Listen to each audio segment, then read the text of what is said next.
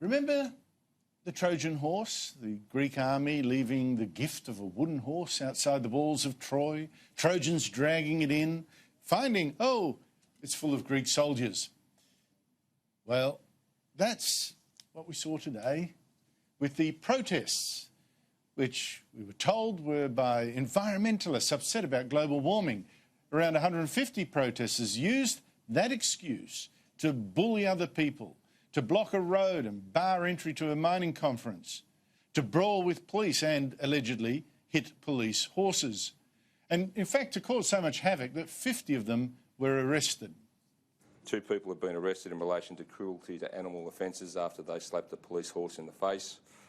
4 of our officers have been injured during the course of the arrest, with 2 being conveyed to hospital for injuries ranging from a dislocated finger through to minor head injuries. What does it matter to these protesters if a few police get hurt or a few mining people get pushed around, citizens screamed at, motorists stopped, businesses threatened? What does any of that physical bullying and intimidation matter if it's about saving the planet, right? If it's about stopping global warming and the exploitation of this fragile land by wicked miners? We'll round them up and lock the bastards up, and they'll be put on trial. What would be the charge? Oh, bloody multitude of charges. Just an example. Oh my God. The exploitation of this land. All right, exploitation. But what if this protest against the International Mining Resources Conference isn't really by nice green activists freaking out about global warming, hysterical about a climate crisis that, well, actually isn't there? Trojan Horse. You see, the organisers of this protest that started yesterday, will go on this week, sent out an email listing their spokespeople. And what a surprise. Not. Check those names and you will find that most are not old-time environmentalists at all. At least half are hardline Marxists, and their big aim is not to stop global warming, but to create an anti-capitalist revolution. Take Jerome Small.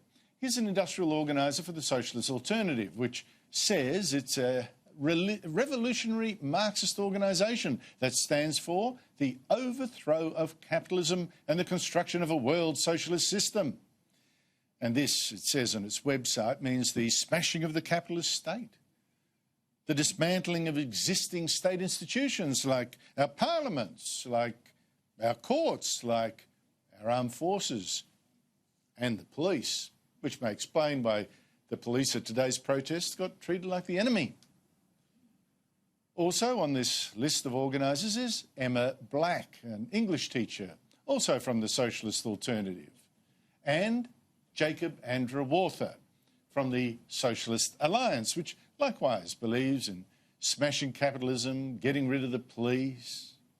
Andrew-Walther, by the way, has also been an organiser for Extinction Rebellion. Horses within horses. Now, not all of the organisers of today's mayhem are Marxists, of course. One's a Green University lecturer, but of course. But here's the thing about these Marxists. When they just put up their ideas at an election, say, to be decided democratically, without anyone getting pushed around, without any violence or anything, they lose. This Jerome Small, for instance. He stood at the last federal election in one of the most left-wing electorates in the country, Calwell in Melbourne, and he still got less than 5% of the vote. Are these people have a contempt for sorting out arguments democratically, peacefully? And so some take to the streets and try to sort this out with force. They are, in fact, the enemies of democracy, at least democracy as we understand it. And I discussed this a short while ago with one of the protest organisers, childcare worker Jacob Andrew-Walther.